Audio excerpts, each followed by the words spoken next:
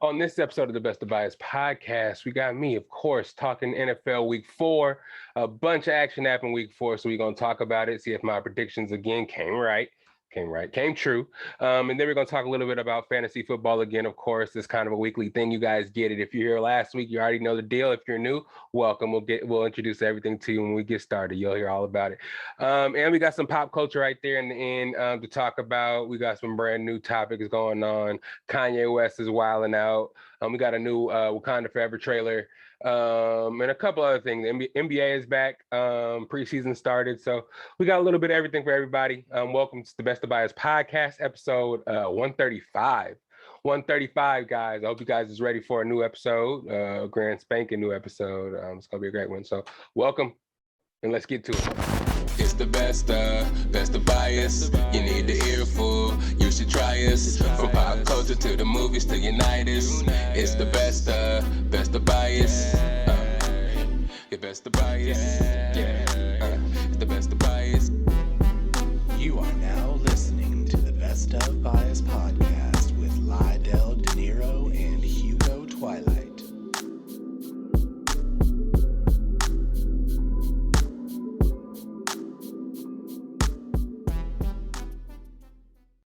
Welcome to another episode of the Best of Bias podcast, starring yours truly, Lydell Dinero. Welcome in, everybody. It is Friday. Welcome to Friday. Let me turn this shit down. I don't know why that shit's always up. I didn't turn it up that loud. I'm sorry if I was yelling in your ears. I had to get these levels right. Last episode, I know was, leveling out in your ear. That was my fault. I'm gonna be better this episode, I promise. How you guys doing today? Y'all doing all right? Y'all doing all right out there? It's time for another episode. I'm doing a dual camera again, guys, so don't be disturbed by my attention being diverted two different ways. But I am doing the dual camera thing today, but we talking sports today again. It's getting deeper and deeper into the NFL season. We got a lot of stuff going on, so I'm pretty much going to be just kind of reviewing on the scores and stuff like we did last week. If you're new to the podcast, it's the Best of Bias, you know what I mean? We talk a little bit about everything.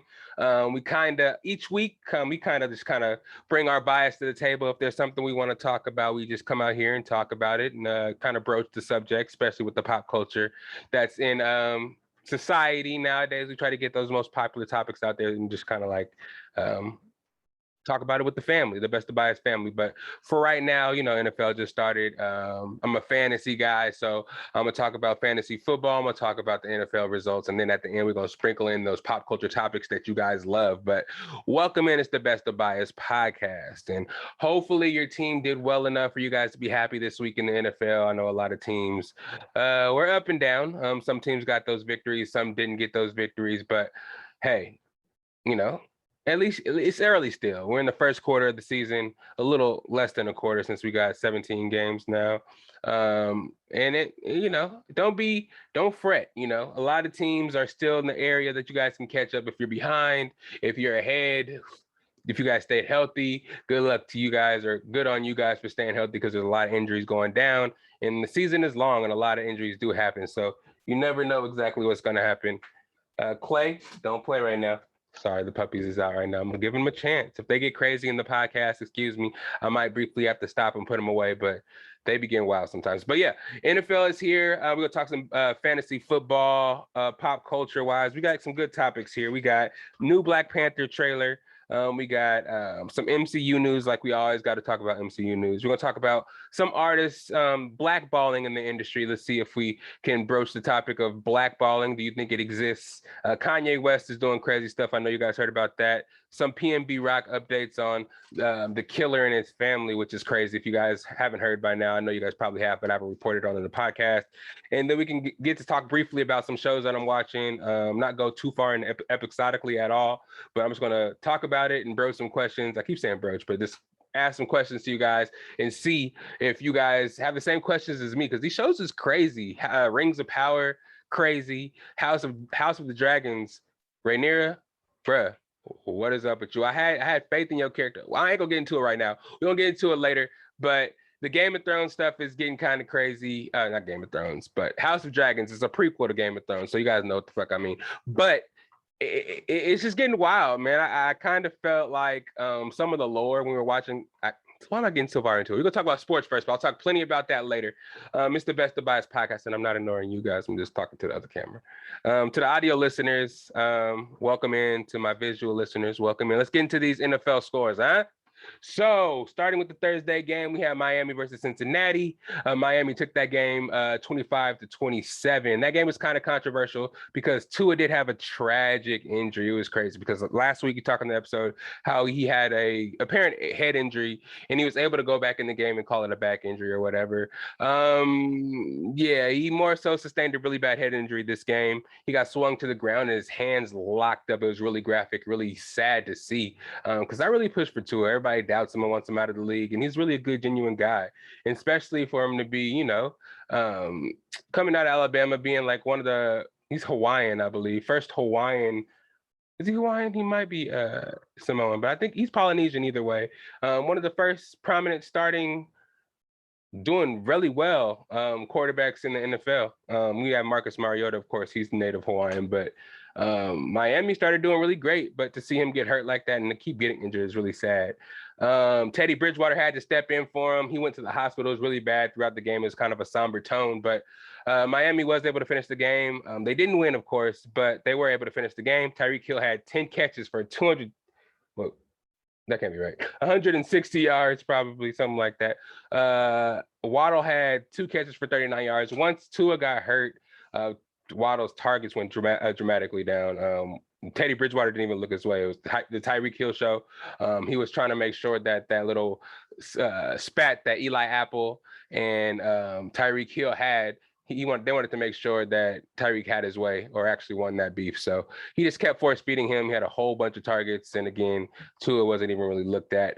Burrow had a game, 20 for 31, 287 yards, 2 touchdowns. And T. Higgins just continues the ball. 7 catches for 124 yards and a touchdown. Cincinnati's back on track. They're 2-2. Miami falls to 3-1. In the London game, really early in the morning. If you guys are up to watch this game, good on you. I was up to watch it because, it led right into the 10 o'clock game. So it's like football from 6 in the morning to, 5:30 at night. But the 5:30 game didn't really go in my favor, but we'll talk about that in a little bit. Let's see here. In the London game, Minnesota did win. They beat the New Orleans Saints. New Orleans Saints didn't really have nobody playing. Michael Thomas didn't play. Jameis Winston didn't play. Alvin Kamara didn't play. So it's all backups. Mark Ingram. And who started at quarterback? I don't even remember who started at quarterback for him in London. Oh, it was Andy Dalton. Andy Dalton's their backup now. He didn't do too bad. But Kirk Cousins was able to get the Minnesota Vikings back on track. They haven't really looked great the last 2 weeks, but he was able to do his thing this week. 35 for 38, 273 yards, 1 touchdown, and 1 interception. Justin Jefferson had a game. He got shut down last game when he played the Eagles, but he had his game, to make up for it. 10 catches for 147 yards. Adam Thielen had 8 for 72. But Chris Olave is really showing himself as the Saints' #1 receiver. He's actually the only healthy one, really. But he went 4 for 67 in a touchdown. Is actually that go-to guy for both Andy Dalton and Jameis Winston. But the New Orleans Saints fall to 1-3, and Minnesota goes to 3-1, surprisingly. Because when we saw them in the beginning of the season, they didn't really look like they can have, be 3-1 at this point. But hey, they're doing the thing. Cleveland versus Atlanta. Atlanta Falcons actually won the game 23-20. Jacoby Brissett, 21 for 25, 234 yards and an interception. It's more so on the Browns. It's more so they're going to live and die by Kareem Hunt and Nick Chubb. Nick Chubb just has a million carries. He had 19 carries, 118 yards and a touchdown. He's the NFL leading rusher right now. So he's doing work, man. He's carrying the team while Deshaun Watson is suspended. Amari Cooper is getting more involved, but it's mostly Nick Chubb doing a lot of the work. Atlanta, though they lost, Atlanta's rushing touchdown. Atlanta's touchdowns were all rushing. Excuse me. I couldn't even read my little type right here. Mariota went 7 for 19, only threw 19 passes, 139 yards and an interception. I guess they really gave up on his passing after he threw that interception and pretty much ran the ball the rest of the game. Unfortunately, Cordero Patterson. Let me slow down. He did get hurt. He's on the IR now. He's going to be out for at least 4 weeks. So it's the Tyler Algier show. And I forgot the guy's first name, something Huntley. He's their running back for all fantasy purposes. If you guys are looking for a backup running back, since you have Cordero Patterson, check out Tyler Algier, rookie, pretty late round pick too, over there in Atlanta. We heard a lot about him in training camp, but he's now actually getting his chance to shine. So Tyler Algier, I can't even say his name, so I guess I'm not a good recommendation for this player if I can't even say his name, but I'm sorry, guys, I'm trying here. Washington and Dallas. Dallas pretty much, their defense is sustaining their team, man.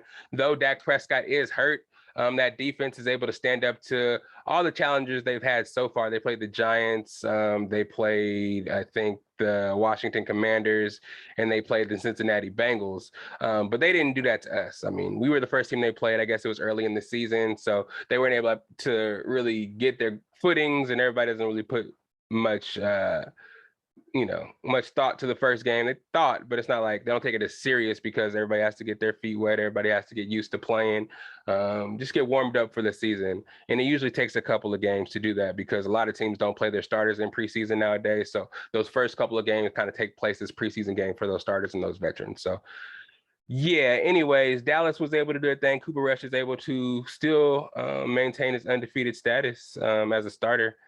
21 for, well, that's not him. He went 15 for 27, 223 yards, 2 touchdowns. CeeDee Lamb is actually showing out and now proven to be the number one receiver there. Have an opportunity without the pressure of Dak Prescott having to force him the ball and, prove that he's number one. He's a little more relaxed because everybody don't really expect much from the Cowboys, and that defense is actually having them win games. So anything they're doing now on offense is really much is a bonus because they're thinking once Dak comes back, he can just fall back seamlessly into the offense, and CD will still be able to do what he's doing now because back in the day, we talked last week, people doubted he can be a number one receiver because of his drops and stuff, and he wasn't really doing well. But these last couple of weeks, he has been doing well. He went 6 for 97 in a touchdown. Carson Wentz didn't really do too well. He went 25-42, 170 yards, 1 touchdown, and 2 interceptions. So Carson Wentz went back to Carson Wentzing. He has some good games, but then he has some games where he turns back into who he truly is. And it's, sometimes it's going to help the Washington Commanders because he can, throw that ball around, and they do have some fast, speedy receivers. But I don't know, man. It's not looking good for him right now. Dallas moves to 3-1. Washington falls to 1-3. The Dallas defense, though, 2 interceptions and 2 sacks. So they're doing their thing, man, while Dak is getting healthy. So we'll see what happens. They got the Rams and the Eagles next couple of games. So it'll really show what the team's all about and if the team is really what we think they are. And we're going to see. Next, we have Seattle versus Detroit. Seattle actually won 48-45. There was no defense play this game, obviously.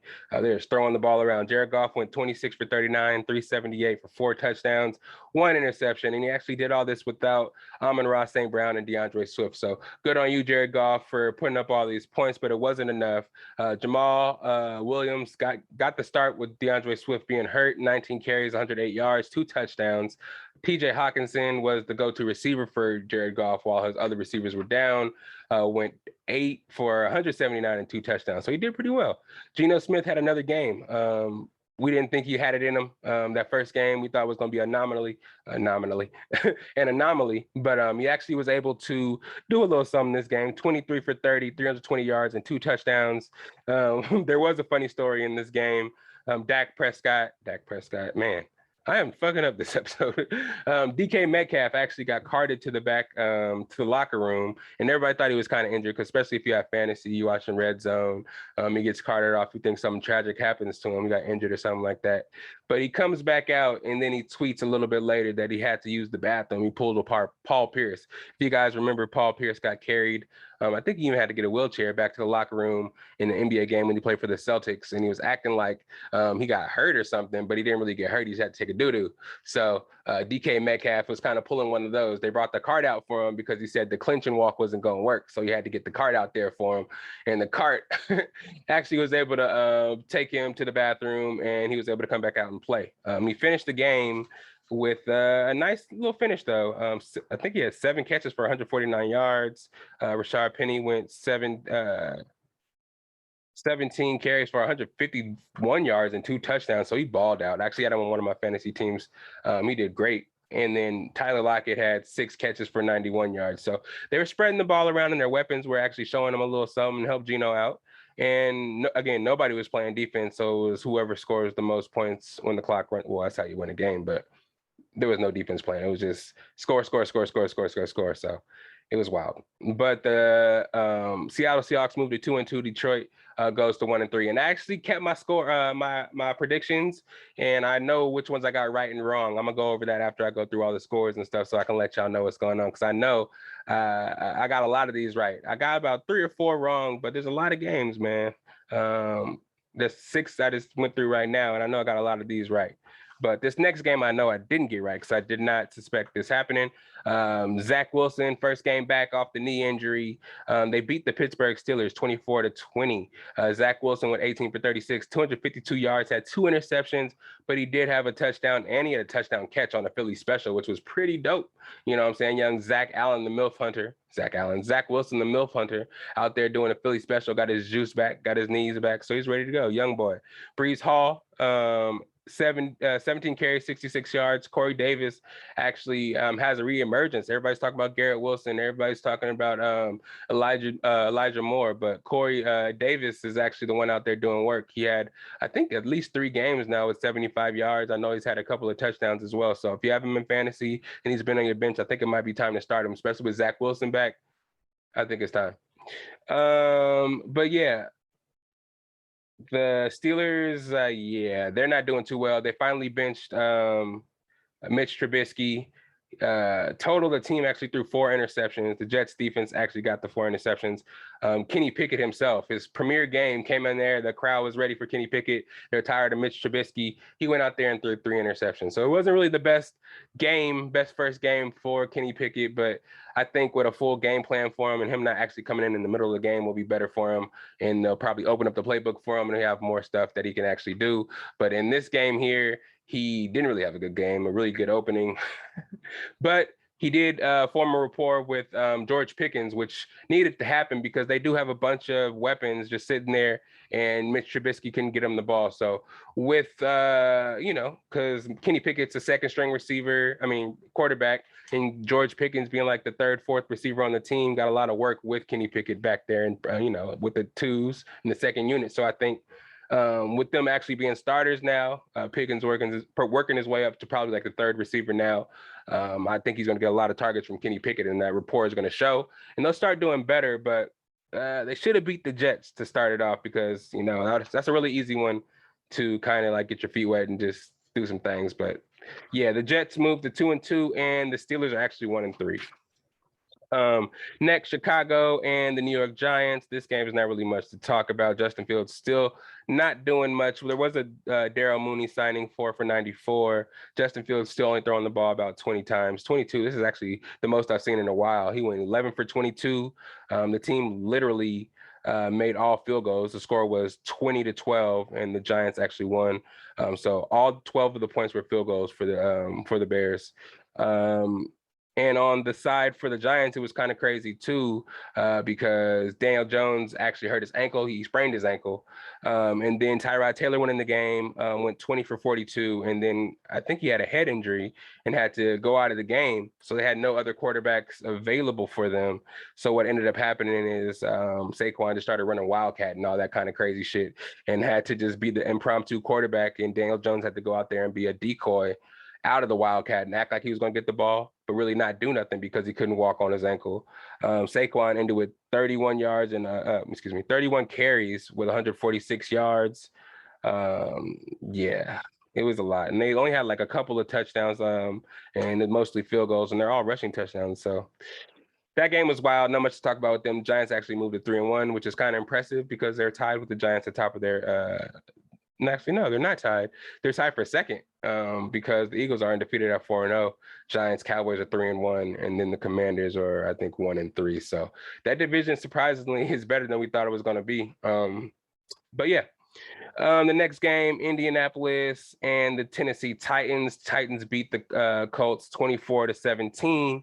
The Titans are getting on a bit of a roll. We thought they were going to kind of be bad. They had a bad start. I think they lost to somebody bad to begin the season. I don't really remember exactly who it was, but we thought there was going to be a slow start. And with AJ Brown being gone, the team was ruined. But they actually are getting it going. They're 2-2 now. Tannehill is actually getting it going as well. 17 for 21, 137 yards, 2 touchdowns. Derrick Henry's actually the number 8 running back I heard in fantasy PPR. So he's actually catching the ball and running the ball like a dog. 22 carries, 114 yards and a touchdown, 33 receiving yards. The sad thing about this game, Treylon Burks was carted off. There's a lot of injuries this weekend, but Treylon Burks, first round receiver out of Arkansas, carted off.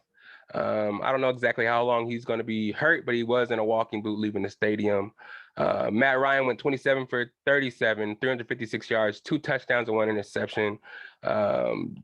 Jonathan Taylor still kind of doing bad, 20 carries for 42 yards, and he twisted his ankle, high ankle sprain. So for fantasy users, if you picked him number 1, it's kind of crazy for you because he is hurt now. He's probably going to be out a couple of weeks with that high ankle sprain. They're saying that he could play, and the doctors are saying it can't get any worse, but I wouldn't play on that. It's just not worth it. I know he wants to be the number 1 running back in the league and prove that it's not a fluke that he won the rushing title last year and shit like that. But I don't know, man. Ankle sprains, I've dealt with those. Not saying that I'm an NFL athlete or have access to the healing and stuff that they do, but man, your feet, you need your feet as a running back. And if your ankles don't get right, they take a while to get right. Sometimes high ankle sprains could be worse than breaking your ankle. You know what I mean? So it might take a little bit to get, that's like maybe 2 or 3 weeks. And a game a week, that's a lot of games out of your season, especially when you're trying to make averages and stuff. Don't rush it back. Just make sure you get all the treatment you can, Jonathan, and just make that shit go. Just because, you know, you're young, a lot of future left, and don't let them pressure you into playing because you know what's going to happen, especially as a running back, if you get injured and you're injured for too long, because they're going to think of drop the next running back and just try to replace you. So JT, chill, get your money, get healthy.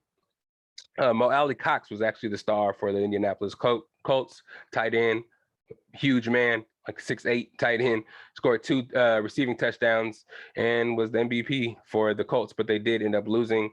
The Colts are 1-2-1, crazy record. And Tennessee is actually 2-2 now. Tennessee won 24-17. The LA Chargers, Justin Herbert's back. He's being a beast and thugging out the rib injury. They did beat the Houston Texans 34-24. Justin Herbert went 27 for 39, 340 yards, 2 touchdowns. Austin Eckler, 13 for 60, 2 touchdowns, 6 receptions, 49 yards, and 1 touchdown. So the team is, you know, moving it on offense. Mike Williams, of course, had a game, 7 for 120. Gerald Everett, 5 for 61 and a touchdown. Keenan Allen still dealing with that hamstring injury. And of course, I think Josh Palmer, did he get hurt? If I'm not mistaken, I think he did get hurt, but I'm not sure.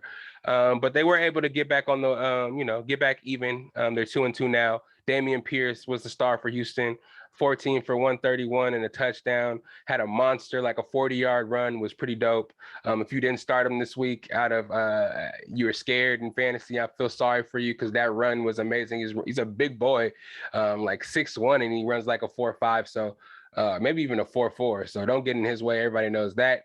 But yeah, Houston drops to 0-3-1. They're looking like they're getting Bryce Young. But the Chargers go to 2-2. Jacksonville and Philly, which was a good game, a really rainy game. So it wasn't, the quarterbacks weren't able to do their thing fully. So it wasn't the matchup we hoped for.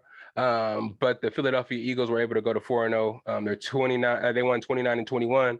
Trevor Lawrence went 11 for 23, 174, 2 touchdowns and an interception. Jalen Hurts went 16 for 25, 204 and an interception. Again, throwing the ball was really tough in the rainy conditions. It was pouring rain, so it was more so a running game. Man, it was the reemergence of Miles Sanders. He went 27 for 134 with 2 touchdowns. AJ Brown was kind of more so the go-to receiver for the Eagles, 5 for 95, no touchdowns though.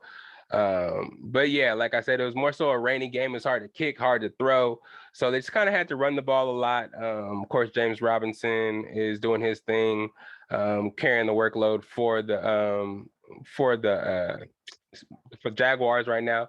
The receiving core, again, didn't really do much. The trio I talked about last week, they did so well. Zay Jones, Marvin Jones, and Christian Kirk, you know what I mean? But it was a rainy game. We don't hold that against the quarterbacks. But again, the Philadelphia Eagles moved to 4-0, and Jacksonville Jaguars are 2-2, doing way better than they did last year. So we're seeing a lot of good things out of them. And they might be on the, the winning side of my predictions coming up. Who knows?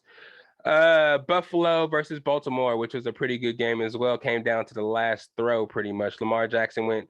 Well, actually, let me go to the scores. Buffalo won 23-20. Lamar Jackson went 20 for 29, 144 yards, 1 touchdown, 2 interceptions. Josh Allen, 19 for 36, 213 yards, 1 touchdown, 1 interception.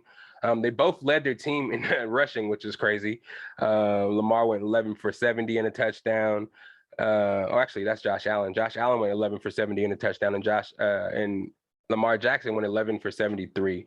No touchdown, but the game really got decided by a late interception that Lamar Jackson threw in the red zone, actually. He thought he had a receiver open in the back of the end zone. One of the corners, it may have been the safety, jumped the route and ended the game. You saw the disappointment on Lamar's face. You know he wanted it so bad because this is his season, man. He's trying to prove that he deserves that contract, and the Bills are the team to beat in the AFC, and he wanted to prove that, he's that team, he's that quarterback, and he can will his team to wins, even over these high-powered teams like the Bills that everybody predicts to win the Super Bowl, you know what I mean? But it's a couple of games that he's lost thus far that he wishes he had back. The Dolphins game and probably this game as well. They fall to 2-2, and the Buffalo Bills moved to 3-1. And a lot of people were talking about in this game where early in the game they decided to go for the field goal instead of the touchdown. Everybody argues about analytics, and John Harbaugh bared the grunt of it when, in the press conference, every reporter was asking him, why'd you take the field goal instead of going for the touchdown? This, and that. I don't know. They just kind of felt like, I don't know. It's kind of weird sometimes. It's in the flow of the game, coaches make decisions that they feel like, they have momentum and they can, achieve things that they don't think in the moment everybody think are possible. But, sometimes you have to, what Coach Bruce used to say in our Super Bowl run, no risk it, no biscuit. You got to risk it sometimes.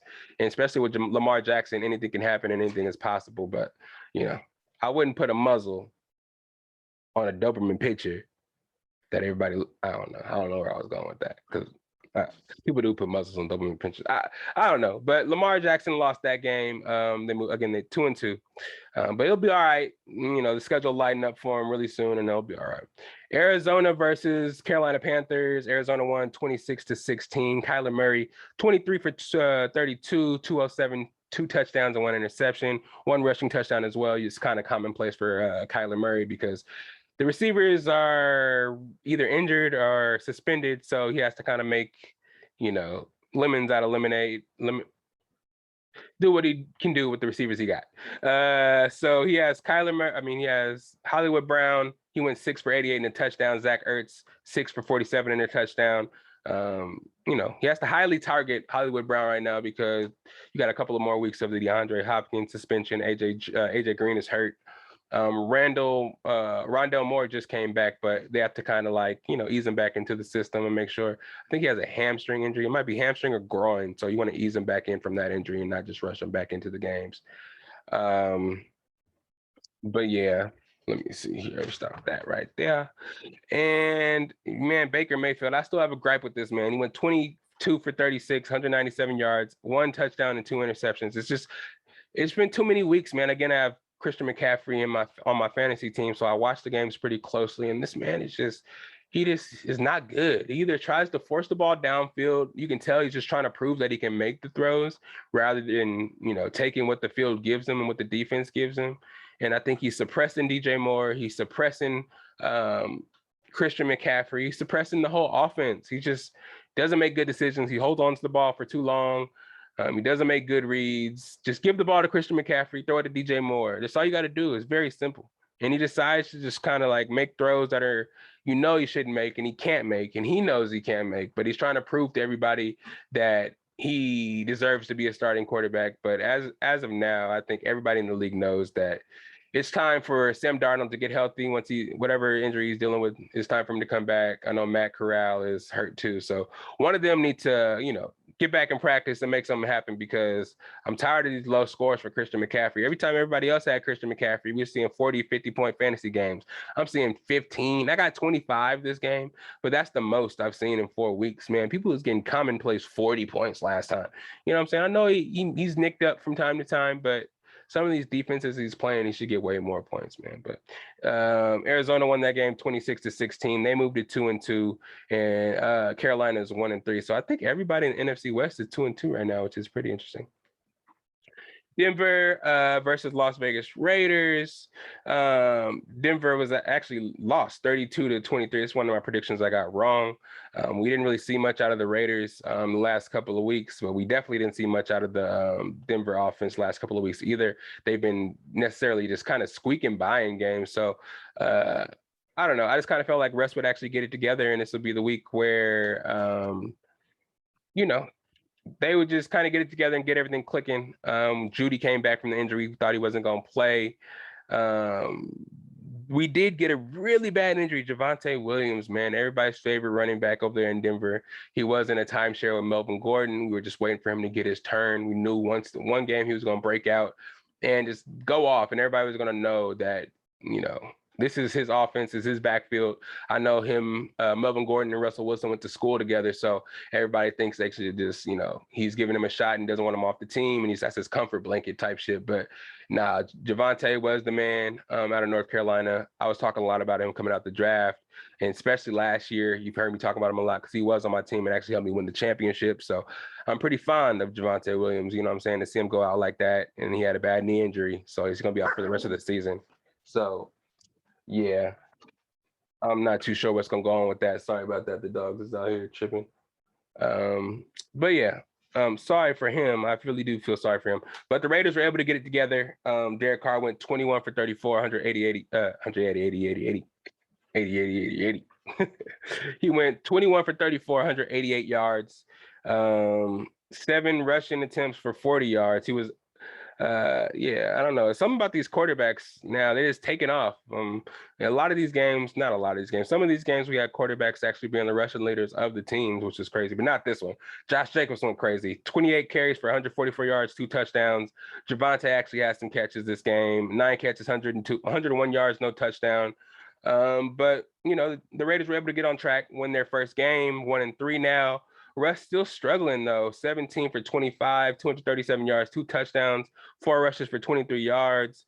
But the offense isn't all the way clicking, man. It's just sometimes they're in the red zone or in drives that he would usually in commonplace, complete in his early years in Seattle. He's just not making plays over there in Denver like you should. I mean, the offensive line is not good. Their left tackle, man, he gives up so many sacks, and he be holding all the time. Garrett Bowles, I don't know what's wrong with him, but they need to make that happen, replace him, because if not, I think Russ is going to be running for his life just like he was in Seattle, and that's the reason he left, right? He does have these weapons on offense. He does have Jerry Jeudy and Cortland Sutton. We've been talking them up all season, especially in fantasy. There were clutch pickups if you did get them. Jerry Jeudy went 4 for 53 and another touchdown. Cortland Sutton went 5 for 52 and a touchdown. So they did do well for you in fantasy, but I feel like they have potential to do way better, and Russ should be doing way better.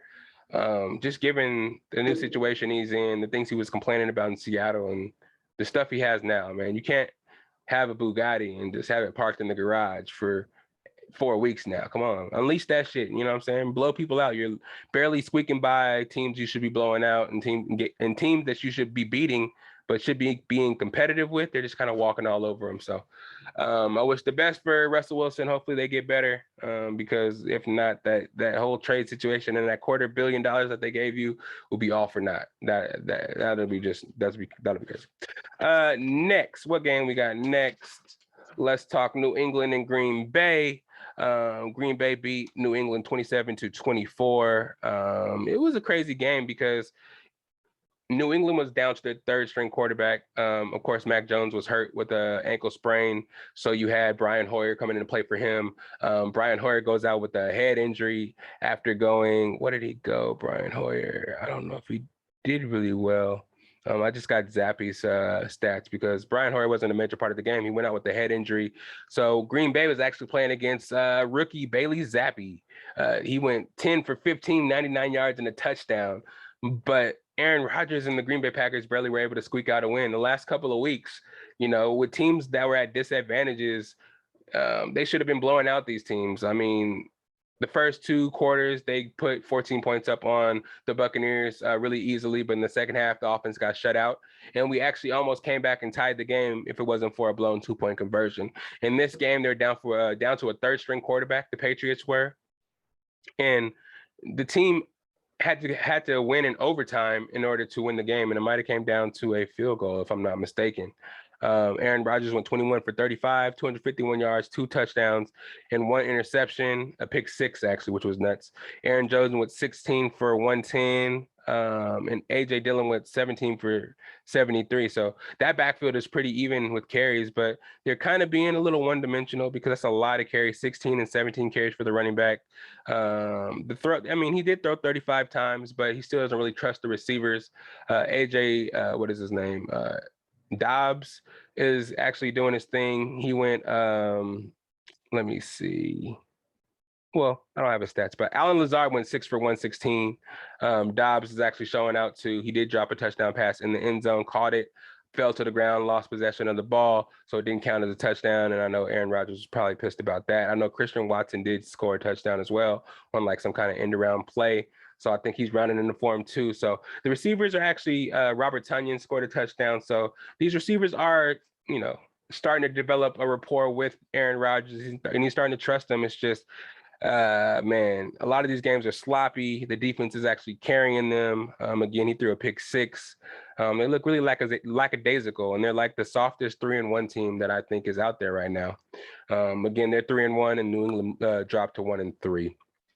This next game I'm going to talk about, God damn it, I don't really want to talk about it, but I got to. Kansas City versus Tampa Bay. Kansas City won 41-31. Patrick Mahomes went 23 for 37, 249 yards and 3 touchdowns, 1 interception.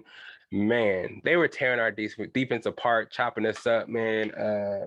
Patrick Mahomes pretty much did whatever he wanted to. We kind of thought that, just like Green Bay, that they were going to start pretty fast, score a touchdown, score a couple touchdowns, and we were going to shut them down. We were able to come back and score. We got our weapons back: Chris Godwin, Julio Jones, Mike Evans off of suspension. But we were kind of at a disadvantage from the beginning of the game because our rookie running back, Rashad White, who's doing, I have my speech and this is fucked up right now. Don't smoke, kids. I'm just kidding. Rashad White fumbled the opening kickoff return, like within like the 30-yard line, giving Patrick Mahomes their first possession. 2 possessions, actually key possessions at the beginning of the game and at halftime, because they did defer and we had got to receive. So once we fumbled and they scored on 2 plays, Travis Kelce right up the middle, we already started at disadvantage, and we didn't score on our first drive. I think we kicked a field goal, and after that, they scored on all their drives up until the end of the game. They ended with 41 points, but we started scoring and catching up towards the end of the game, but they kind of took their foot off the pedal. And we did, almost come back, because I know they were trying to blow us out. They had this little grudge against us from the Super Bowl. We blew them out 31-9 in the Super Bowl, so they had a bad taste in their mouth and was acting like, y'all see that fly? It's fucked up. Get out my video, fly. But yeah, they try to get revenge in a regular season game like it was a Super Bowl or whatnot, but it's whatever. Clyde Edwards-Helaire went 19 for 92 yards and a touchdown. This was a good showing for him because last week he had like 7 rushes for 0 yards and everybody kind of gave up on him. But now that he did that, everybody has faith in him again. Travis Kelce went 9 for 92 and a touchdown. They had a weird ass play where Noah Gray did a trick play for a rushing touchdown. They're pulling out all the stops on us, and I feel it. But once we get fully healthy and everything goes well with our defense, we'll see them again if they make the championship. Good thing they're in the AFC, and we ain't got to really deal with it right now. And we ain't gonna play Patrick Mahomes every week because he was doing some crazy shit. That one little play where he was in the red zone, spun, do a little flip pass to Clyde Edwards-Helaire in the back of the end zone. That shit was nuts, man. It was backyard football, and I was over it pretty early. Tom Brady was able to kind of fight back. He had to throw 52 passes, though. 39 for 52, 385 yards, 3 touchdowns. He did have a bad fumble. Didn't see Chris Jones coming from behind him, was able to strip him. That first turnover kind of put us in a hole. We weren't able to, be as competitive as we wanted to be. Mike Evans in his return, 8 for 103 yards, 2 touchdowns. Welcome back, Mike Evans. And Chris Godwin also had 7 targets coming back from the hamstring injury. He's looking good too.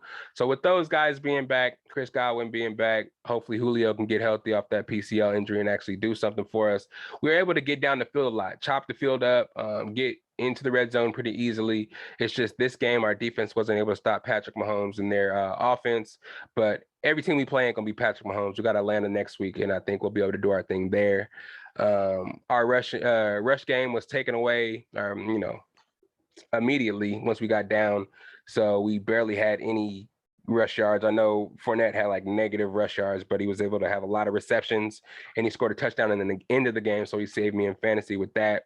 Rashad White was able to actually get in the backfield as well and spell Leonard Fournette a lot and take some of those carries off of him. So, it is what it is. The Bucks fall to 2-2. Chiefs moved to 3-1. Chiefs won 41-31. And then the Monday night game, we had the Los Angeles Rams versus the 49ers, a big rivalry game. The 49ers have beat the Rams 7 straight games in the regular season. So, the Rams are always looking for revenge. They're out there in Santa Clara, but they actually lost 24-9. Stafford is looking pretty bad out there, man. Actually, he was getting hassled. He was getting pressured like 17 times, got a whole bunch of sacks. I think he got sacked like 4 or 5 times, maybe even more than that. He went 32 for 48, 254 yards and interception. Cooper Kupp had 19 targets, which was crazy. 14 catches, 122 yards. Higbee had 14 targets, 10 catches for 73 yards. Allen Robinson again was non-existent, but for any receiver to get 19 targets, that's crazy. I think that kind of contributed to that pick 6 that Matthew Stafford did throw. It just seems like anytime they do a screen, any trick, any special play that isn't a pass down the field is always going to Cooper Kupp and Hufanga is his name. Safety out of USC, little Palomalu protege, had a pick 6, read that play, saw Cooper Kupp go for the screen, and he just caught it and took it to the house. So I don't know. That offense has to open up a little bit and kind of look at the other receivers, because if not, everybody's going to do what the 49ers did, just key in on Cooper Kupp. The offensive line isn't really that good this year. A lot of injuries and a lot of turnovers since Whitworth retired and stuff like that. So Stafford's not being as protected as he usually is. So he's getting sacked a lot and throwing errant passes, throwing passes too early or forcing passes. So they're still 2-2, but it's kind of looking ugly. The last couple of games will look kind of ugly for Matthew Stafford. So everybody talking about the beginning of the season, how they might repeat since they got Bobby Wagner and a whole bunch of like Allen Robinson and those kind of acquisitions, but it's not looking too good right now. It's a long season. It's not over yet. So we never know what's going to happen. So yeah, Jimmy G went 16 for 27, 239 yards with 1 touchdown. Debo had a crazy ass catch. I don't know exactly how long it was, but you guys, if you watch the game, you know what the hell went down. He had this, it was a high pass. Jimmy Garoppolo threw to Debo Samuels. He caught it between 2 defenders, got off those tackles, ran across the field. Jalen Ramsey, 1-on-1, had him in open field. Wasn't able to tackle him. He took it all the way to the house for a crazy long reception. Which opened the game up for the 49ers. And then the pick 6 kind of took it out of range. It was like an 8-point game, and that pick 6 took it to like whatever 8 plus 6 was, 7 was. What is that, 15? A 15-point game. So yeah, Debo went 6 for 115 and a touchdown. And the 49ers moved to 2-2. Everybody in that division again is 2-2. So that's all the scores from that week. I do have my reviews here. So let me see how many I got right. So Miami versus Cincinnati, I picked Miami. Minnesota versus New Orleans, I picked Minnesota. Cleveland versus Atlanta, I might have picked Cleveland, so I got that one wrong. Washington versus Dallas, I picked Dallas, I got that right. Detroit versus Seattle, I picked Detroit, I got that wrong. Jets versus Pittsburgh, I picked Pittsburgh, so I got that wrong. Shoot. So that's already 3 out of 6 there. Chicago, New York, I picked New York, of course, that's right. Tennessee versus Indianapolis, I picked Tennessee, so I got that right. Chargers versus Houston, I picked Chargers, got that right. Jacksonville, Philly, got that right. Baltimore versus Buffalo, got that wrong. So that's the 4th one I got wrong. Arizona versus the Panthers, excuse me. Arizona one, got that right. Denver versus the Las Vegas Raiders, I picked Denver. I got that one wrong. New England versus Green Bay, I picked Green Bay, got that right. Tampa Bay versus Kansas City, I picked Tampa Bay, got that wrong. And then 49ers versus Rams, I picked the 49ers, and I got that right. So out of 1, 2, 3, 4, 5, 6, 7, 8, 9, 10, 11, 12, 13, 14, 15 games. I got 5, 10 out of, I'm with 10 and 5. So that's not bad. 10 and 5. You know what I'm saying? But with that, I'm gonna go into the week 5 predictions and spreads. Just really quick before we go to a commercial break, I need to give me some water. As you can see, my mouth is dry as hell. Dry as hell. I gotta tell you guys about my Halloween costume as well. I think I'm about being a little sweet from the Dr. Pepper commercials because I'll be singing everything everywhere I go. What y'all think? Little Sweet doing the Best of Bias podcast. No? Pause. All right. So for week 5, starting with the Thursday night game, we got Denver versus Indianapolis Colts. The Colts are at home, favored by, well, actually, the Denver Broncos are favored by 3 points. In that game, I think I'm going to go with the Broncos. The Colts aren't looking too good. Again, Jonathan Taylor is hurt. So I don't know how that's going to go for them. They got to start Naheem Hines. And we don't know how Matt Ryan and Pittman, how healthy they are going to be. I know Matt Ryan might be healthy, but Pittman, I don't think he can do it all by himself. So we'll see how that goes. I got the Broncos in that game. Green Bay versus New York Giants. I got Green Bay. Green Bay is favored in New York by 8. That's kind of crazy. But I think it'll be closer than people think. Last couple games for the Packers have been really close. I don't know what the quarterback situation is going to be for the Giants. So maybe that's why the spread is 8. But I do got actually, let me see what I got. Yeah, I got the Green Bay Packers. Cleveland Browns versus the Chargers in LA. The Browns are favored by 3. No, the Chargers are favored by 3.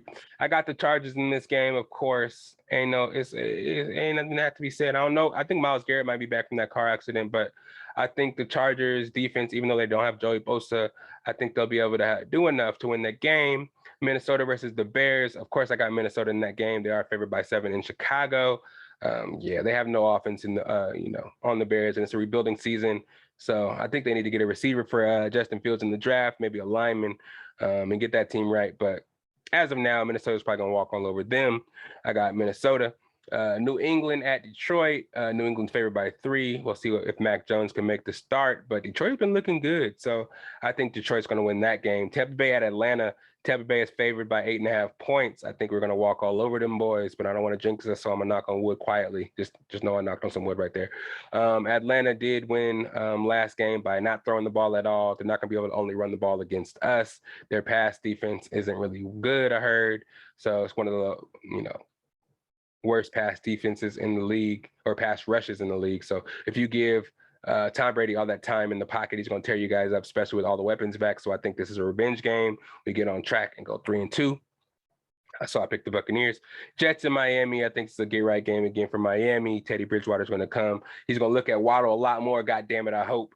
And I think they win this game. I think the Jets, they got lucky last game, but Miami, I think they're on a mission. And Mike McDaniels, I think he has what it takes to have this team doing what it needs to do, especially they're not going to falter with Tua being hurt. They'll hold him out until he gets healthy, and Teddy Bridgewater will be able to get the ball to these weapons and have them do what they need to do to win the game. Mostert's having a reemergence. Chase Edmonds, Tyreek Hill, and Jalen Waddle, Gesicki. I think they can do what they need to do. I got Miami in that game. Commanders versus Tennessee Titans. I think the Tennessee Titans keep rolling at home. They are favored by 2.5. Nothing much to say about that. I don't think the Commanders can really do much on defense without Chase Young being there. And their offense won't be able to score enough points. I think they're turnover prone. And I think at this point in the season, this is where Wentz is actually going to go downhill. I'm sorry, Matthew Berry. We got New Orleans Saints versus the Seahawks. I think the Seahawks actually do win this game. I don't think they're going to lose 3 games in a row. They're favored by 5.5 in Seattle. I think Jameis Winston might make a comeback. I think Mike Thomas and Kamara might be playing this game. So having a full squad, I think they'll be able to do what they need to do in Seattle to get back on the right track. Buffalo versus Pittsburgh. Buffalo just lost. The Pittsburgh Steelers just lost to the Jets. So I don't think they have any chance in hell in beating the Buffalo Bills. The Bills are favored by 14 in Pittsburgh, which is crazy disrespectful. So hopefully Kenny Pickett can go out there and get an upset win against the Bills. Jacksonville against Houston. Jacksonville's favored by 7 in Houston. I think Jacksonville will win this game. Again, they lost last game to the Eagles in rainy conditions. This is a team on a mission, and they have the offense to score on Houston. Their defense isn't really that good, and I don't think Houston will have enough offense to score on the Jags enough to win the game. It's a division game. And I think it's a statement game for the Jaguars. I think they win. Carolina Panthers versus the San Francisco 49ers. I think the 49ers win this game. 49ers are at home again. 6.5-point favorite against the Panthers. I hope, CMC scores at least 2 touchdowns. You know what I'm saying? The 49ers can win if they want to, but just let them score 2 touchdowns because the Panthers are trash. Baker Mayfield's trash, and he's making everybody around him trash and smell like trash because he's trash. I got the 49ers in that game. The Rams playing the Cowboys. This one, I don't know what's going to happen. It is in LA. The Rams are favored by 4.5 points. They'll see if the defense of the Dallas Cowboys can do to Matthew Stafford what the 49ers defense did to him. I don't know, man. I think the Rams are going to be in for it this season. It's something about the defending champs that they always have that hangover, that Super Bowl hangover. It happened to us. I think it's happening to the Rams right now. Again, it's early, but I think the Rams will win this game, go to 3-2, and I think the fairy tale story of Cooper Rush will end this week, and next week they'll probably lose to the Eagles. I'm sorry, everybody out there that's a Cowboys fan. Kyle, Sean, Damon, I'm sorry, guys. Next couple weeks might be rough for you guys. I got the Rams in that game. Arizona versus the Eagles. The Eagles are at home. Eagles favored by 5 points. I got the Eagles in this game. The Cardinals defense hasn't been really good. I know Kyler Murray might do well. He'll throw the ball a bunch to Hollywood Brown, but that offense over there in Philadelphia is it's humming, running the ball, throwing the ball. It's probably going to be way drier conditions out there in Philadelphia, and they'll be at home comfortable. So, and that defense is real. So I think the Eagles are going to win this game. And then Baltimore versus Cincinnati. Cincinnati's at home. Baltimore favored by 3. Again, this is another revenge game because not only is it a division game, but, last week was pretty tough for Lamar Jackson. He felt like he made a mistake that make a mistake that cost the team the game. He's a competitor and he wants to win every game, so he wants to make up for his loss last week. So I think he's going to come out strong this game and show the Bengals what's up. They're on a bit of a winning streak themselves. I think they won their last 2 games. So I think the Baltimore Ravens will put an end to that and win that game. Kansas City versus the Raiders. I'm sorry, Raiders. The Raiders are at home. Shit. Patrick Mahomes is on a tour right now, going to people's homes and just disrupting shit and just making you look like a fool. Because I think that's what's going to happen this week. Kansas City plays the Raiders. I think the Chiefs will win that game. They're favored by 7, but I think they'll win by a lot more. If they're able to run the ball over there in Vegas, I think they'll be all right. But I heard that the Chiefs actually do have a really stout running defense. I'm not just saying that because they shut us down last week, but that is a fact that I heard, this week doing my research, my extensive research that I do for fantasy. I'm just saying, everybody out there that do have Josh Jacobs off a high of what he did this week, but beware. The Kansas City Chiefs run defense is pretty real.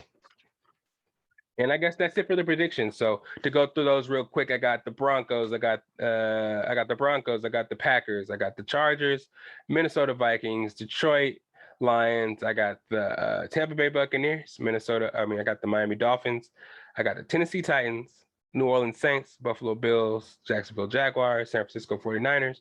I got the Rams, Eagles, Baltimore, and the Chiefs.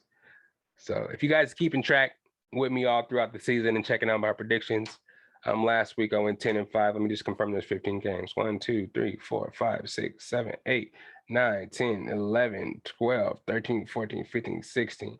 So all right. So I got 5 games wrong. So I went 11-5 last week.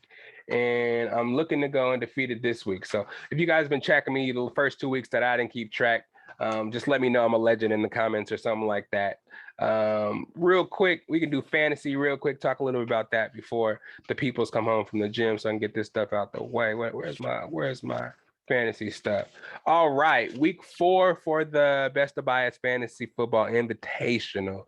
I finally got my first win, guys. I'm happy about this. I'm ecstatic about this. And I told you guys, once I get this first win, it's only up from here. And that's what's happening. Sorry, Damon, I'm going to have to smack you next week. And then who's after that? I think it's Derek. I'm going to smack you again. Then I play Jeremy once you got Josh Allen on all them buys. If you guys listen to this, I'm popping my shit. So if you guys don't hear me in the group chat talking that shit, it's here first. And it's evidence that I'm going to do what I'm saying I'm going to do from here on. Football guys don't fuck me up for being boastful right now, but I need it, man. I've been losing. I was 0-3, but I did end up winning 141 to 125. Sorry, John, I had to do that to you, dropping you down to 0-4. Unanimous Tay lost to Sean's team 133 to 100. Dijon going 4-0, man. Tampa Brady got rings 108, beating Damon's team 108 to 76. Damon had the low score of the week. I believe he started Alvin Kamara and he played at 6 o'clock in the morning, wasn't able to take him out. Got 0 points there. And then Tua, he started with the injury. He was only able to get 4 points. So that kind of fucked him from the beginning. So he did lose 108 to 76. Kyle Bubsito Lou 128 versus Jason Future Vintage. He had 116, so he won 128 to 116. Good V. GG's there. Derek's team, D Nasty, won 136 versus your girl's favorite pizza boy, who was Deshaun. It was 135 to 136. This was a game that was won off of Cooper Kupp and his 19 targets. You know what I mean? He was up by like 24 points, and since Cooper Kupp did get those 19 targets, he was getting all those catches plus the yards on PPR, and he was able to get enough to win the game 136 to 135. That is kind of fucked up, but keep doing your thing, Derek. You went to 3-1. I think Deshaun, you dropped down to 2-2, but that's still better than me. But I hope you lose every game too. I'm just kidding. I hope all y'all lose, but I don't want to put every game on you. That's kind of fucked up. AU guys, Yancey lost to Jeremy's team. Jeremy staying undefeated and having the high score of the week, 151 to 108. Oh man, that's a butt whooping, especially for points against, because if you got all those points against you when it comes down to tiebreakers, that is kind of fucked up. But overall, everybody did good. Everybody's doing well, participating, keeping those rosters locked, and I appreciate it. You know what I'm saying? I'm still looking to get you guys on the pod so you guys can kind of discuss these weeks and these close games. Because I mean, Deshaun's always on the pod, but Derek hasn't been on the pod before. But we got to get him on here to talk about that victory. You know what I'm saying? Because there's a lot of talking going on in the group chat. But I wanted to get it on the pod so we can get that live and let y'all know. You know what I'm saying? Maybe I'll make that a point of emphasis next year when we get it on the pod. We'll make it like apart, ingratiate the pod and the fantasy football league together, and we can have a football league through the pod. I don't think that's been done before, so I think I can innovate that. You know what I'm saying? Don't take my idea out there if y'all I don't know if you took my idea.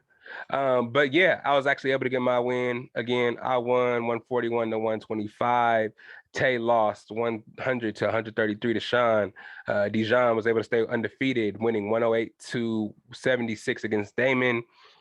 Kyle beat Jason 128 to 116. Derek beat Deshaun 136 to 135, and Yancey lost to Jeremy. He's able to stay undefeated at 4-0 and get the high score of the week, winning 151 to 108, which brings the standings as such. In first place at 4-0, we got Dijon. Tampa Brady got rings. Second place, we got Jeremy with Jeremy's ingenious team at 4-0. Third place, we got Kyle with Bubsito Lou at 3-1. Fourth place, we got D Nasty at 3-1, which is Derek's team. 5, we got Unanimous. That's Tay's team. We got 2-2. Sixth place, we got Sean's bold team. He is 2-2. Seventh place, your girl's favorite pizza boy, Deshaun at 2-2. We got AU guys, Yancey in 8th place at 2-2. Future Vintage, which is Jason at 1-3. You got me moving up. You know what I'm saying? I was in 11th last place, but I'm in 10th place now at 1-3, baby, making moves. In 10th place. 11th place, we got 11th place. 11th place, we got John, the Hot Boys at 0-4, and 12th place in first in waivers. And challenging for that toilet trophy that John actually possesses at the moment is Damon, and Dak ruined my season at 0-4. Guys, I appreciate all the participation. Again, I need you guys on the pod to talk about it. I appreciate all the trash talk that's going on. I appreciate all the side bets. Man, and I lost horribly in DFS last week, but I'm sending invites for DraftKings every week. Damon's brother, Mike, has a weekly pool going on. Just set that DFS lineup. It's $5 to enter. The more people that get in it, the bigger the pool is. We regularly have like 12 people. So the pot's like $30 for first place. Second place usually gets like 12. If you don't do DFS, it's just basically you set random lineups each week. It's not like a season thing. Each week is a different lineup for you. You pick the teams off of like $50,000 worth of fictional cash, and you're kind of making a team out of it, and each player is worth a different amount of money. Check it out. If you're into gambling, I don't really want to promote gambling that much because I mean it is kind of addictive sometimes, but if you are into that kind of stuff and you're already ingratiated into the gambling life, go check it out. And if you're in our fantasy league or want to be just in this pool in general, the more the merrier. The more people, the more the pot is. So hop up inside that. But week 5 is coming. Set those lineups, get those victories in, because we are in a 12 team league with 6 teams making the playoffs. I know some of you guys are like, what?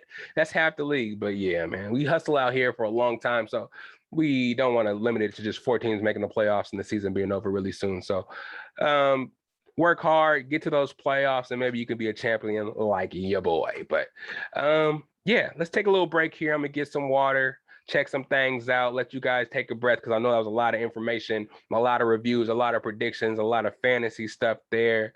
But yeah, let's take this little break. We'll be right back. It's the Best of Bias Podcast. It's your boy Lydell Dinero, the best podcast you ever heard. Your favorite podcast in the world. It's the Best of Bias, and we'll be right back.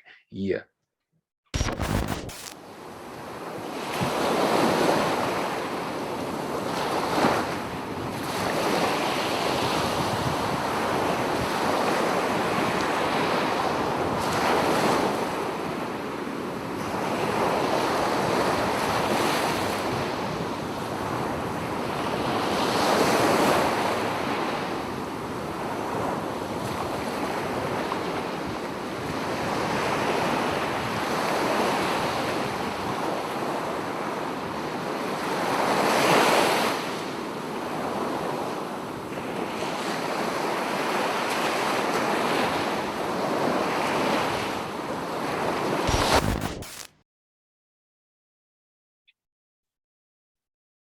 Welcome back. It's the Best of Bias Podcast. It's your boy Lydell Dinero, and we talking pop culture now, man. Thank you for staying and listening to all the sports stuff, because I had a lot of sports stuff to talk about.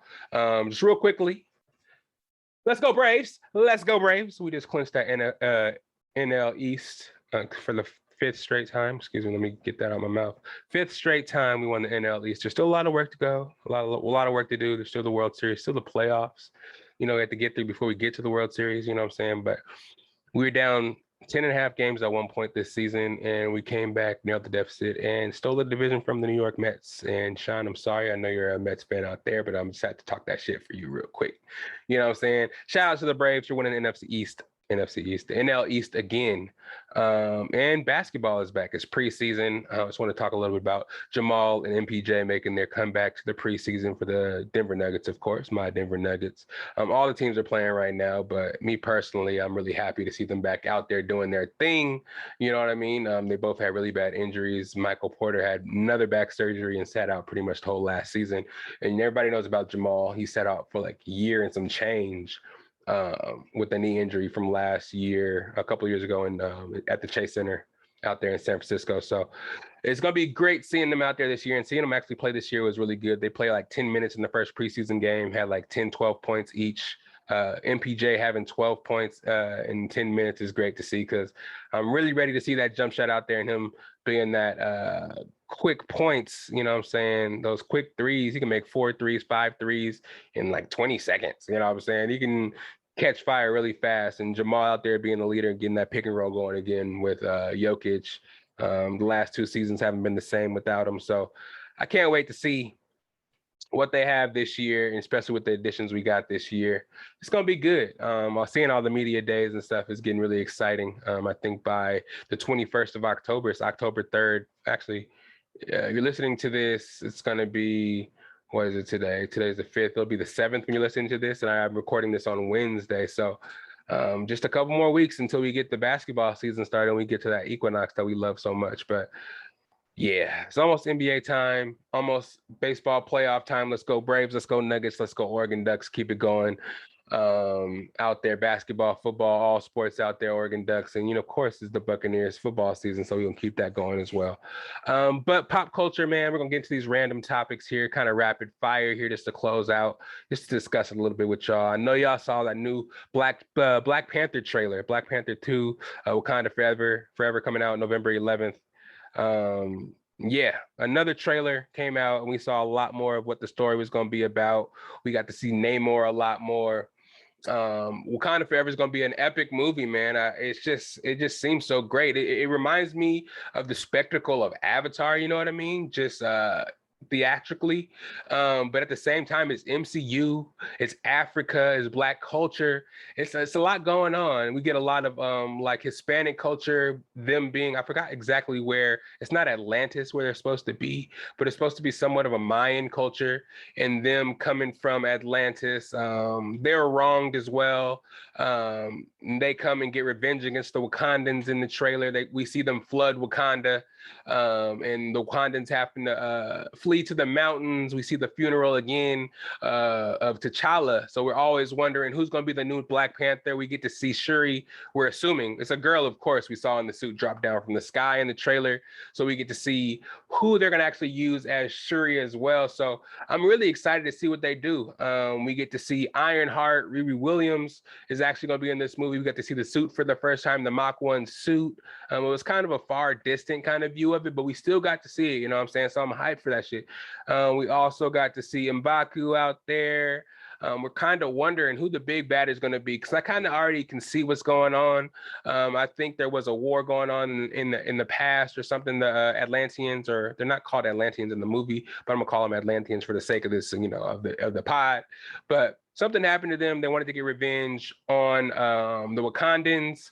And you have Namor being a little different than the actual Atlanteans out there, because he can fly and shit. He's a mutant, one of the first mutants in the MCU back in the day, first comic in 1930. You know what I'm saying? So he's officially one of the first mutants in Marvel. You know what I mean? But he's probably the second mutant they're actually going to introduce in the MCU, because they already have Miss Marvel actually being a mutant. So it's interesting, really interesting to see what's going to happen with this.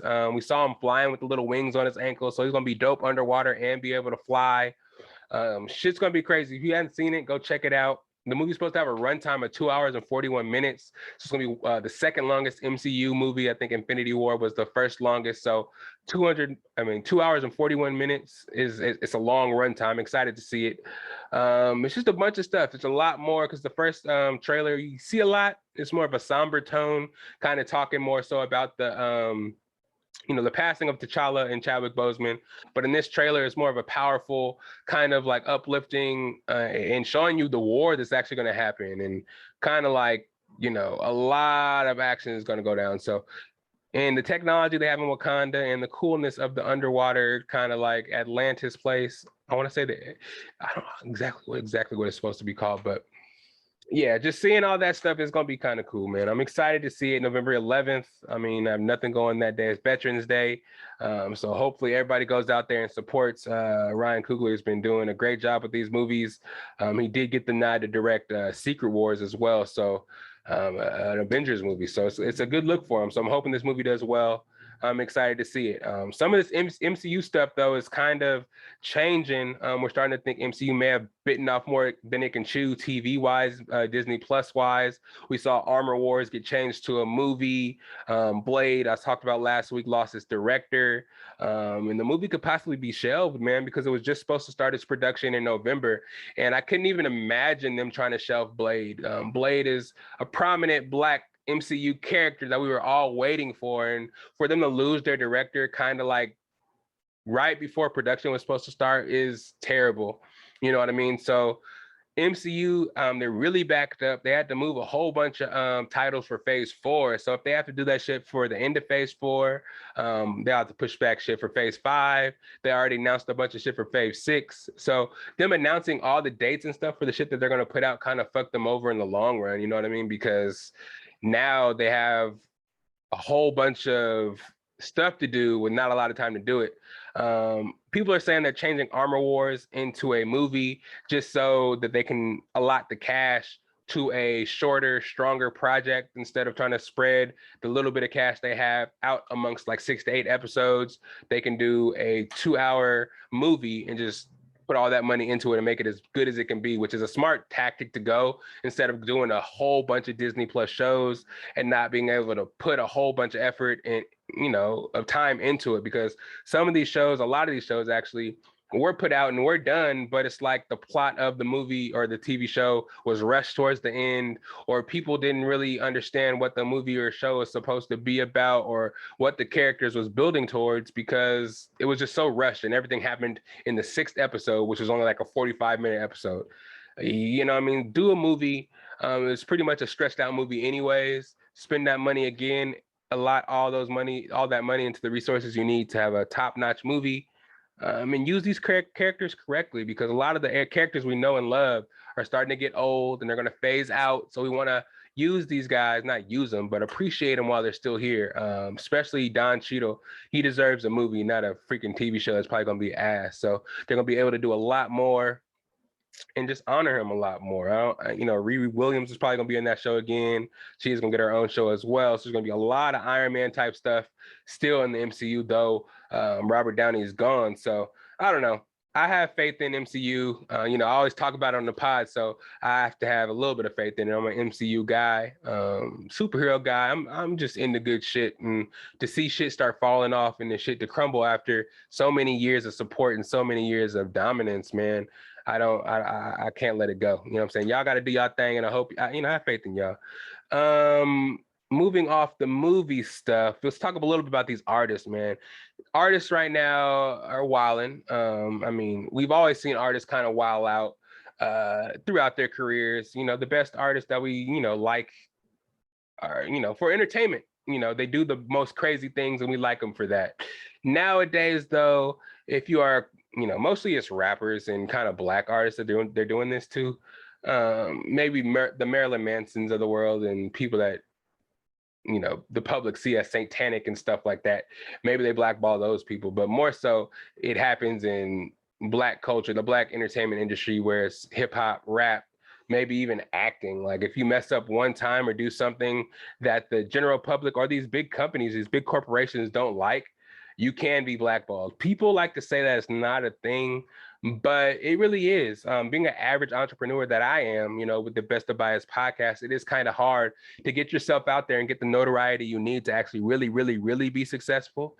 And I understand these guys are celebrities and they've been in the game for a certain amount of time and they have established a fan base. So if they do fuck with you, they're actually going to fuck with you and, support you monetarily, no matter what you do, no matter if a big company is pushing you or not. But I don't know. I feel like it's still possible because algorithms are everything, streams are everything, YouTube and all these social media sites. If you're not putting the algorithm and putting people's faces, they'll forget about you fast and think you fell off. And that is detrimental to a lot of careers. I bring this up because there's a lot of artists right now who say they're being blackballed, and I can see what they mean. And there's artists out there that are pushing against what blackballing really is. But I think they are being blackballed, and being blackballed is a crazy situation, especially nowadays where your notoriety and your social, what's the word I'm looking for? Your social reach is everything. That's how you make your money. That's how you stay popular. That's how you that's how you gauge what you should be doing, what you should not be doing. But when there's nothing there, when at one point you're one of the hottest artists in the world and nobody can see your stuff, you have to find ways to go around the most popular channels to promote your stuff, because even if you do try to promote your stuff on popular channels, they'll shadow ban that so people can't see that. It's just a crazy situation. So artists like Tory Lanez, the whole Meg Thee Stallion situation with the shooting and how that stuff's still in court and still being dealt with. He does feel like he's being blackballed, and he is actually. usually go get my music from Apple Music and Spotify and stuff like that. And the popular artists that are big artists out there, their stuff usually is in the front of the algorithm. It's on the front of the For You pages, on all the mixtapes and all, the playlists and stuff like that, all the suggested pages. But when you're blackballed, you know that a big popular artist put something out, but society or the corporations don't like them, you'll never hear about it. You have to actually type in their name fully, click on their picture, and pull up their profile to actually see their work. Chris Brown, not as much, but him, when he puts out deluxes and stuff like that, singles and stuff like that, they don't come out on the suggested as much. But the Baby and Tory Lanez, they're not put on there at all. I feel it because the Baby was a really hot artist at one point in time, but a lot of his antics rubbed people the wrong way. He didn't really stop doing it. At first, people thought it was kind of cute or whatever, but I don't know. I think people kind of got tired of it after a while. And once the corporation stopped giving him money, or I don't think they're giving him money, but they're backing him, pushing all his stuff, or even all the antics that he's doing, it kind of stopped being intriguing. He stopped getting invited to shows. He's being held out of shows. And that's his basic way of income. So blackballing, I think, is a thing. It does suck that it has to happen that way. But that's why I like people like Lil Russell, man. He's trying to show people that there is other ways to make money, other ways to get popular, that you don't actually need these record companies. You don't need the biggest backing in the world. If you believe in yourself, you can do anything, man. That's what I'm trying to do here. You know what I'm saying? On this podcast, I'm trying to grow from the ground up. You saw how I started in the garage. You know how everything was. Now we up here in a nicely furnished office with a nice background, but I am gonna upgrade on y'all real soon. I'm gonna tell y'all a lot about that in a minute. Towards the end of the podcast after this, I'm getting the couch back here. We're gonna have it more of like a lounge. You know what I'm saying? Guests are gonna come in, sit on the couch, and talk with me. It's gonna be less of me just talking into the camera. It's gonna be the Best of Bias lounge. We're gonna have guests over. Deshaun's gonna be a in-house guest after this month is over, starting in November. He's gonna be over here a lot more in person. We're gonna talk everything, Comic-Con, games, get the superhero anime Kumite back in action, sports, all that shit. But let me not get too distracted. But yeah, me personally, sometimes I do think artists are blackballed because of their actions. I don't really know artists that didn't get, blackballed for doing something wrong. Shooting somebody, even though you may not have done it, you weren't proven not guilty. So I get why you're possibly blackballed for that. The Baby, a lot of stuff has been going on with him in the public. I don't know if it's justified. Well, the LGBTQ stuff, yes, that makes sense for him being blackballed. Companies do take a stance against that kind of stuff. And, sometimes the things you say can be taken, though you may have meant it in a different way. These companies are going to stay far away from you, because if they start to lose money, they definitely have no problem cutting ties with you. You know what I mean? So you got to be careful with the things you say. We all know that. We wish blackballing wasn't a thing. And again, check out Lil Russell. A lot of these artists may be cooking up ways to keep themselves, making money outside of these big companies and getting their masters back and stuff like that. But man, we need to see more of it, because this blackballing shouldn't be a thing. We should be able to get our, product to consumers without people being able to block it. It doesn't really make sense conceptually to me, but I guess these companies that got all the money can do whatever the fuck they want and have the power to do what they want to do. So careful out there, everybody. If you want to blackball somebody, I think it's time for Kanye West to, I don't know if you need to blackball him, but he has too much of a platform to do some crazy shit and influence a whole bunch of people to do stupid shit. And I think it's kind of getting dangerous. Kanye West out in Paris at a Balenciaga show, I think it's something crazy like that. He had the models wearing shirts that said "Wide Lives Matter." I'm not going to spend too much time on this because this topic is fucking ridiculous. We all know what he's trying to do. He's just trying to take your attention and put it on him because he's probably going to try to run for president, or he probably got something stupid he wants to sell. But I just think at this point, he's taking it to another level, man. He already talked stupid about slavery. He wore the "Make America Great Again" hat. He's wearing the "White Lives Matter." I don't know what he wants from us. He pleaded for us to help him when his kids were being, I don't know. I don't know what he thought his kids was happening with his kids, but the Pete Davidson and the Kim Kardashian situation, he pleaded with us with the Gap in the Adidas situation, but now he doesn't care about us and White Lives Matter, and he's saying that Black Lives Matter was a scam or whatever. I don't know, man. I think even though there are some rumors out there about the people that organized Black Lives Matter went out and bought houses with the money or whatever they got from organizations or whatever, it was a movement that was able to be created. And we saw a bunch of different countries out there marching in the streets when George Floyd was murdered and stuff like that. There was some kind of change created from that slogan being created. So I don't think it was a scam necessarily. You can take it how you want to take it, because I'm not going to force nobody opinion on nobody, but I kind of feel like I don't know. He just kind of like preaches stuff that he wants to preach for attention, for shock value, and then we'll try to beat it into your head and make you think that it's right just because he has a lot of money. I don't know. It's just crazy to me for that, and for him to own a school and be able to control children and control the employees of the school and force what's being taught at the school is kind of fucked up. And I don't want to, I know his mom is looking at him right now and is like, man, like I know she loves him, and I don't want to talk. I'm not talking bad about nobody's mom, but it's like, bro, I don't know if she would want this. She was a teacher, and she taught, I'm sure, the correct way and beautiful lessons.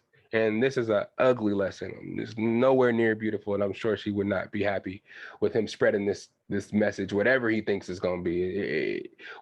He can try to spin it however he wants. It's just crazy at this point, and I think it's about to be over for him. I don't know. Ooh. And it might be my bad for reporting on this right now. Let me stop this real quick. I'm reporting on it every week, but I don't know, man. It's Kanye West. I saw comments on Twitter saying that he doesn't need to be canceled. He needs to be consuled. You know what I'm saying? He needs to see a counselor. And it's crazy because when he was on Drink Champs, he said he doesn't like going to psychologists or therapists because he doesn't associate with terrorists. I'm like, bruh, that's dangerous, man. Somebody that thinks the way he does, kind of like destructive thinking, and doesn't think he's wrong or needs help or is in any kind of wrong by saying the things he says is crazy. It is nuts. But anyways, I'm off that. PNB Rock update. I know you guys heard by now some shit that went down, and them finding out that it wasn't the girlfriend pinning the location that got them in the situation they got in. It was more so that the daughter, the 17-year-old kid was the one who did the murdering. His dad put him up to it. He was sitting in the parking lot of the Waffle House. I guess he got word from an employee or something like that PNB was in there. Bruh left and got his son, brought him back to the store, to the Waffle House, to rob and kill PNB Rock, and they just drove off. And I guess associated was also either his mom or stepmom. So it was a whole family that was involved. I'm not even gonna say their names because they don't even need to be publicized on here. Just know that they have the suspects in custody. I think they're still looking for the dad, but they do have the 17-year-old son. That's nuts. That's a terrible influence, and it's a terrible thing to know that's happening in the world, that a person could ruin his life and the life of a 17-year-old boy at 17. The rest of his life is over just because you decided to go pick him up and take him to that Waffle House to kill a rapper to take his chain that you're probably not gonna get no kind of value for, and you can't take it to no jeweler or a regular pawn shop because they'll know you're the person that robbed and killed PNB Rock and you'll go to jail. So all this shit that people are doing, this robberies and killing people in the end, I don't know. There has to be a better way. You know what I'm saying? I'm sad that America has come to this. People getting robbed for their hard-earned stuff. They worked hard. They want to look nice. People just want to own nice things. You know what I mean? They may have come from the bottom and weren't able to buy things like that when they were younger, and just now being able to come into some money and get some stuff, and everybody wants to take, bruh. Like, I get it. The government could be like fucked up right now. The country could be fucked up right now. But I don't know, just the amount of taking from your own, killing of your own. It's like, come on, bro. There has to be another way. There has to be another way. I mean, I got a job for you here at the Best of Bias podcast. We need social media managers. We need artists. We need graphic artists. We need script writers for comic books. By the way, guys, I got a name. I forgot to mention this to y'all for the bear. I'm introducing the name right now to y'all. It's Growly. The best of Bias Bear. His name is Growly. You see him on the shirts. You see him on the hats. I'll talk about it more later when I'm plugging the merch. But his name is Growly, y'all. How y'all like it? Let me know in the comments. Let me know down below. Growly. G-R-O-W-I. Oh, wait. Growlie. Growly. You know, big Growly if you nasty. You feel me? But yeah. Man, everybody does need to apologize to that PNB Rock's baby mama though, because I wish I knew her name, because everybody did get on her head. Kodak Black actually made a public apology.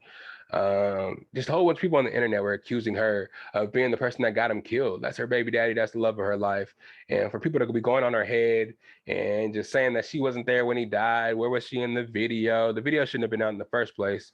But yeah, the internet failed this time. They fail a lot of the times being internet detectives, but this was sad to see, man. Not only was her life traumatized by the passing of her baby daddy, he probably got a whole bunch of death threats and people talking shit and just ruined her life. She probably had to disconnect from the world. That's sad on more than one front. Now, prayers out to the family, prayers out to their daughter, prayers out to everybody involved, except for the killers, man. They can rot in hell. That's sad, man. Hopefully in jail, the 17-year-old boy gets some counseling, but that father, bro, that's he knew what he was going there to do and have his son do. So that's wild as hell. Lastly, I want to talk a little bit about these shows, quick updates on these shows. I'll talk a little bit at the beginning about a couple of shows that I'm watching right now. Of course, I'm watching Survivor. I got word that the new challenge was starting today. I don't know, but I got to check that out, because if it is, I'll be back next episode to review a little bit, tell you guys how I liked about that. Maybe I can get V-Rons on here, because you know how we do. We watch the challenge a lot. House of Dragons, though, if you guys are caught up to House of Dragons, oh my God, this shit is getting crazy. I knew Game of Thrones was gory, and they kind of talked about the lore of back in the day, related people had sex to keep the bloodline pure or whatever. And I thought it was, I didn't think they were actually going to show that on the TV show. They kind of did it when Rhaenyra was young. Her and Daemon kind of like had feelings for each other and shit like that. But I didn't think they were actually going to seal the deal like they did in the newest episode here. I mean, it's a lot of shit going on. Her with Rhaenyra supposedly having kids with the black dude when she really didn't. Everybody knew who the baby daddy really was, with all that shit drama going on. And then with Alicent wanting her sons to be the heirs and doing everything she can, and just being a worm and just being this, and then this King Versus just kind of deteriorating before our eyes. It's kind of crazy to see Aegon, or not Aegon, I forgot the other son's name, to steal the mom's dragon. That was epic. The whole kids fight was epic. It's just, man, the incest is just going a little too far for me, man. We didn't need that. Still feel like they could have had a script and a good story without the incest, but that's just me. It's a lot. It's a lot. Rings of Power, I like that a lot. Last episode of Rings of Power got really epic as well. Shoot, the orcs made it to, I forgot exactly what happened. That village was holding a last stand against the orcs and the orcs king. Sorry, I ain't got all the names for y'all. But it was going down in the last episode. There was a big battle. There was a big twist at the end as well. Fucking, I don't know who that was that got the sword and was gonna let the big bad out of that brought all the water out and shit and flooded the whole kingdom. That shit was epic and made the volcano erupt. It ended on a big ass cliffhanger, and I cannot wait to see where that leaves us off. That comes out on Fridays. If you're listening to this episode right after this podcast, go watch that show and get caught up. I think there's about 7 episodes out now. It's Jeff Bezos' Lord of the Rings prequel show. $200 million show, so go check that shit out. House of Dragons, Rings of Power. And then on Thursdays, I don't know if everybody's into She-Hulk. People aren't really liking it on Disney Plus, but I'll be remiss if I didn't report on these MCU shows, because we viewed a bunch of them up to now, with a lot of the other series, but we didn't do Miss Marvel and we didn't talk much about She-Hulk.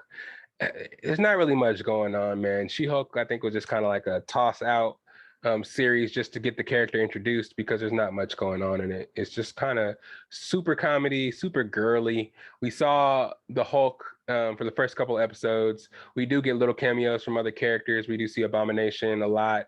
We see Wong throughout the show, but I don't know. It's just more so about Jen Walters becoming She-Hulk in her everyday life as Jen Walters and her love life and shit like that. Not really what I want to see in an MCU show. kind of want to see her use her powers, and she's kind of like reluctant to use her powers. She wants to be loved as Jen Walters and doesn't really want to be She-Hulk a lot of the times, but she's kind of growing into it and liking being She-Hulk. It's interesting that the show is showing a lot of sexual intercourse, not necessarily showing it, but implying it a lot and hinting towards it a lot. I haven't really seen that a lot in MCU shows, but hey, shit, I'm not mad at it. I know Deadpool is coming out in 2024, Deadpool 3. I know last time I didn't know exactly which Deadpool it was, but it's Deadpool 3. And it's going to be rated R. It have Hugh Jackman and Wolverine in it. And I know I talked a lot about that last episode as well, but that's going to be epic. Can't wait to see that.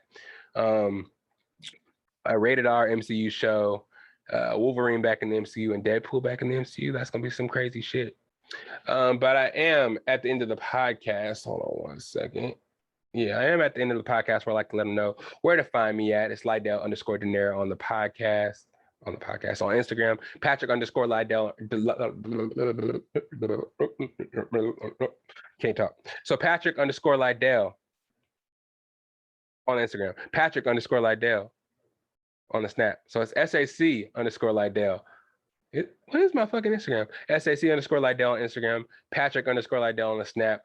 Best of Bias Podcast, you already know on the YouTube because you're probably watching it right now on there. Like, subscribe, tell a friend, comment. Let me know what we should talk about. Let me know if you want to be on the pod. You know what I mean? Merch, man, you already know. We got Growly on the hats, Growly on the shirts, buckets, truckers, dad hats, beanies, new colors coming in. I'm gonna show y'all real soon. Check out the Instagram for new colors and new styles and all that. More short shirts, hoodies coming for the winter time. I got plenty of merch for you guys because, you know, Best of Bias Media and Best of Bias Podcast, we're more than just a podcast. We got merch. We got cartoons coming soon. And we're looking for people to join the family, man. Again, artists. We already got Arts by Jackson, you know what I'm saying? He drew Growly for us and got us going. But we need cartoonists. We need, you know, script writers, anybody that's trying to get down with Best of Bias Media. We got plenty of room here and we got growth potential, man. We out here weekly working, trying to give everybody content, and we ain't gonna stop giving you that content. Really, me and Jen have been plotting the pod really soon. I think we're gonna do a music pod. How you guys feel about talking about R&B and the growth or decline, I guess, if you want to talk about decline, if you think it's in decline of R&B, the different kinds of R&B and different kinds of artists, and what's considered R&B and what's considered not R&B. You know what I'm saying? Get a little bit of something different, get a little bit more specified on the topic. Jen was actually coming up with the topic, so I was like, I'm down. If you want to talk about it, I'm down. Again, like I said, we're gonna get a lot more of Deshaun on here. Changing up the office for y'all. It is kind of wild back there, just a lot of pops and just a dresser, but we're gonna turn this whole thing around. We'll have multiple views, multiple camera views. You see, I'm trying that out, doing multiple camera views right now, but it's gonna change a lot, man. Started in 2019. If you guys have been here since the beginning, thank you for rocking with me. It's been like what, 3 or 4 years now, 2021, 22, almost 4 years, you know what I mean? And we've just been elevating since the beginning. Thank you, AKA, for being down. It's been me and AKA. We're getting more and more people in here. We're gonna start getting the team to grow, you know what I'm saying? Because, you know, it's a lot to go around, a lot of love to go around. We got a lot of friends, a lot of family out here that are very, very, very, very talented. So, you know, it's only right that we get them involved in Best of Bias Media. Also, go check out Beautiful Struggle. That's my mom and sister's business, workout, lifestyle brand, beautifulstruggle.com. You can find all that merch there. Hats, workout gear, booty bands, everything you need for your fitness and healthy life. Ash Wash is also out there on Instagram. Check her out for all the most recent fitness tips, fitness hype. You know what I'm saying? If you need to get in shape for the summertime, for the spring, you know, right now is the perfect time to do so. Check her out, and she can let you know how to do so. What else we got?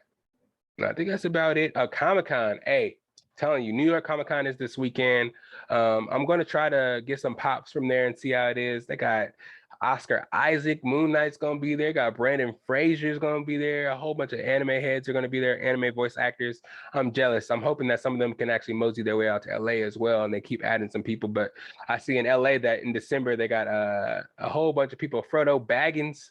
They got Steve from Blue's Clues. They added a whole bunch of people So I'm excited to see them out there in LA as well, man. I'm trying to get us, the Best of Bias podcast, on scene at a lot of these festivals. So I'm looking forward to that and looking forward to being ingratiated into the festival culture, man. Me and Damo are going to be out there trying to record some content for you.